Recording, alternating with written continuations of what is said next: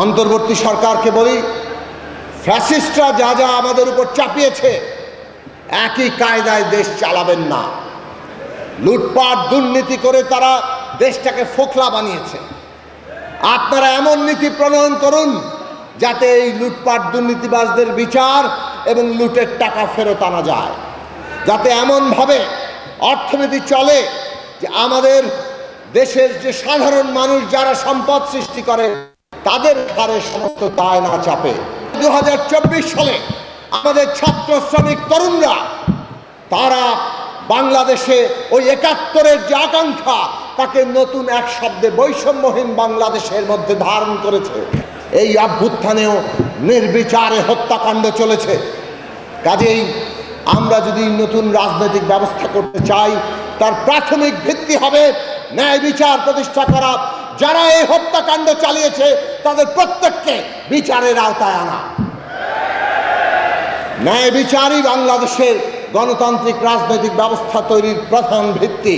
যদি সরকার জনগণ থেকে বিচ্ছিন্ন হতে থাকে, দ্রব্যমূল্য এবং অন্যান্য খরচের চাপে জনগণ যদি নাভিশ্বাস ওঠে তাহলে অভ্যুত্থান তার লক্ষ্যে পৌঁছাতে সমস্যার মধ্যে পড়বে, সংকটের মধ্যে পড়বে। জনগণকে ঐক্যবদ্ধ রাখতে সেই কারণে অভ্যুত্থানে জনগণের যে আকাঙ্ক্ষা, সমস্ত শ্রেণী পেশার মানুষের যে আকাঙ্ক্ষা, সেই আকাঙ্ক্ষা বাস্তবায়ন করে রাজনৈতিক উত্তরণের কাজটি আপনারা সম্পন্ন করবেন। বাংলাদেশের সার্বভৌমত্ব যদি আমরা রক্ষা করতে চাই,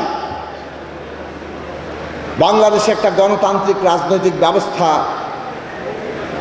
প্রতিষ্ঠা করতে হবে, যে গণতান্ত্রিক রাজনৈতিক ব্যবস্থায় সকলেই নিজেকে অংশীদার মনে করতে পারেন। ফ্যাসিস্টরা এমন একটা রাজনৈতিক ব্যবস্থা তৈরি করেছিল যেখানে তারা নিজেরা ছাড়া বাকি সবাইকে তারা বাইরে ছুঁড়ে ফেলে দিয়েছে এবং দেশের মধ্যে বিভাজন তৈরি করে শাসন করতে চেয়েছে। যেই দেশ নিজের জনগোষ্ঠীর মধ্যে বিভাজন সৃষ্টি করে, যে শাসকরা নিজের দেশের মানুষকে বিভক্ত করে শাসন করতে চায়, তাদের পরিণতি কি হয় আমাদের সাম্প্রতিক দুনিয়াতে বহু শাসকের ক্ষেত্রে প্রযোজ্য হচ্ছে। এমনকি পুরো দেশ তাদের স্বাধীনতা সার্বভৌমত্ব হারিয়ে কিংবা তার বিপর্যয়ের মুখে পড়েছে। এবি পার্টি গড়ে ওঠা থেকে এখন পর্যন্ত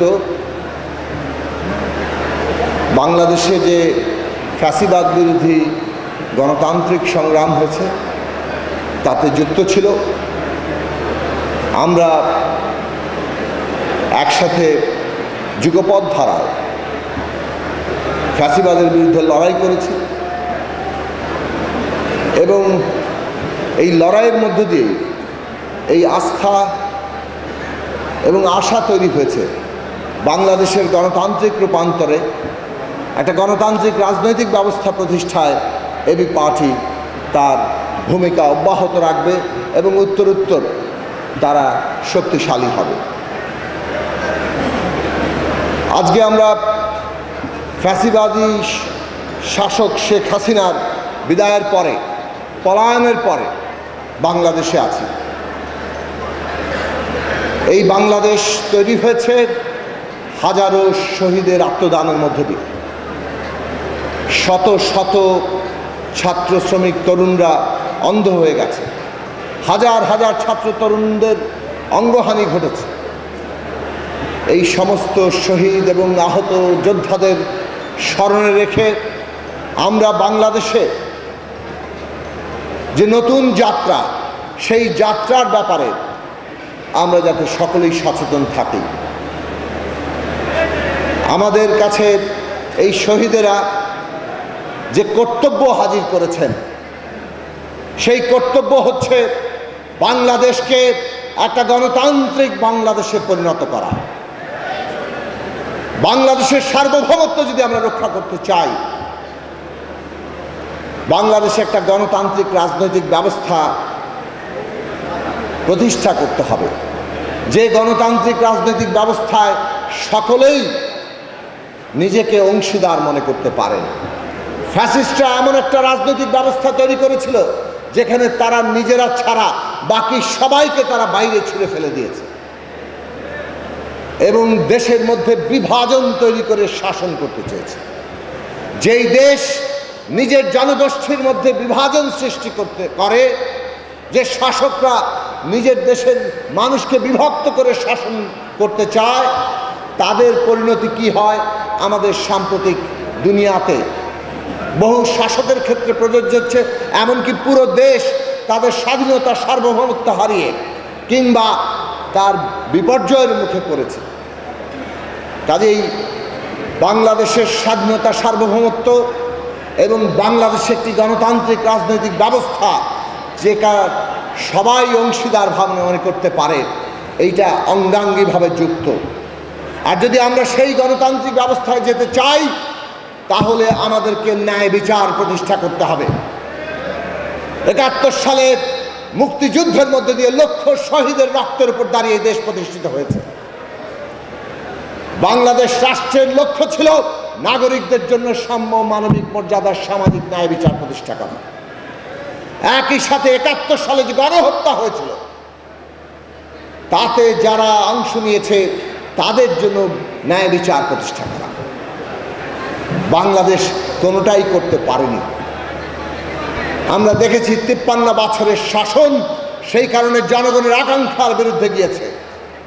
আজকে ২০২৪ সালে আমাদের ছাত্র শ্রমিক তরুণরা তারা বাংলাদেশে ওই ৭১-এর যে আকাঙ্ক্ষা, তাকে নতুন এক শব্দে বৈষম্যহীন বাংলাদেশের মধ্যে ধারণ করেছে এবং ৭১ আবার নতুন করে আমাদের সামনে হাজির হয়েছে ২৪-এর গণ অভ্যুত্থানে। এই অভ্যুত্থানেও নির্বিচারে হত্যাকাণ্ড চলেছে। কাজেই আমরা যদি নতুন রাজনৈতিক ব্যবস্থা করতে চাই, তার প্রাথমিক ভিত্তি হবে ন্যায় বিচার প্রতিষ্ঠা করা। যারা এই হত্যাকাণ্ড চালিয়েছে তাদের প্রত্যেককে বিচারের আওতায় আনা। ন্যায় বিচারই বাংলাদেশের গণতান্ত্রিক রাজনৈতিক ব্যবস্থা তৈরির প্রধান ভিত্তি। সেই ভিত্তি নির্মাণ করতে আমরা সকলে ঐক্যবদ্ধ থাকব। অন্তর্বর্তী সরকার সেই কাজকে এগিয়ে নিতে তাদের যে দায়িত্ব, সে দায়িত্ব পালন করবেন এবং আমরা বাংলাদেশে একটা গণতান্ত্রিক সংবিধান প্রতিষ্ঠার মধ্য দিয়ে শেষ পর্যন্ত এই অভ্যুত্থানকে তার চূড়ান্ত আকাঙ্ক্ষার জায়গা থেকে সফল করে তুলতে পারব। অন্তর্বর্তী সরকারকে বলি, ফ্যাসিস্টরা যা যা আমাদের উপর চাপিয়েছে, একই কায়দায় দেশ চালাবেন না। লুটপাট দুর্নীতি করে তারা দেশটাকে ফোকলা বানিয়েছে। আপনারা এমন নীতি প্রণয়ন করুন যাতে এই লুটপাট দুর্নীতিবাজদের বিচার এবং লুটের টাকা ফেরত আনা যায়, যাতে এমনভাবে অর্থনীতি চলে যে আমাদের দেশের যে সাধারণ মানুষ যারা সম্পদ সৃষ্টি করে তাদের ঘাড়ে সমস্ত দায় না চাপে। কিন্তু আমরা দেখতে পাচ্ছি কি ভ্যাট, কি ট্যাক্স, কি দ্রব্যমূল্য, কি সমস্ত ইউটিলিটি, গ্যাস, বিদ্যুৎ সহ, পানি সহ অন্যান্য কিছুর দাম সব কিছু এমনভাবে বৃদ্ধি করা হচ্ছে যাতে মনে হচ্ছে আমরা পুরনো ধারাবাহিকতায় আছি। আবারও সমস্ত কিছুর দায় ওই সাধারণ মানুষের ঘাড়ে চাপবে। এইভাবে অভ্যুত্থান যে লক্ষ্যে পৌঁছানোর কথা, যদি সরকার জনগণ থেকে বিচ্ছিন্ন হতে থাকে, দ্রব্যমূল্য এবং অন্যান্য খরচের চাপে জনগণ যদি নাভিশ্বাস ওঠে, তাহলে অভ্যুত্থান তার লক্ষ্যে পৌঁছাতে সমস্যার মধ্যে পড়বে, সংকটের মধ্যে পড়বে। জনগণকে ঐক্যবদ্ধ রাখতে সেই কারণে অভ্যুত্থানে জনগণের যে আকাঙ্ক্ষা, সমস্ত শ্রেণী পেশার মানুষের যে আকাঙ্ক্ষা, সেই আকাঙ্ক্ষা বাস্তবায়ন করে রাজনৈতিক উত্তরণের কাজটি আপনারা সম্পন্ন করবেন, সেই আশা মানুষ করে।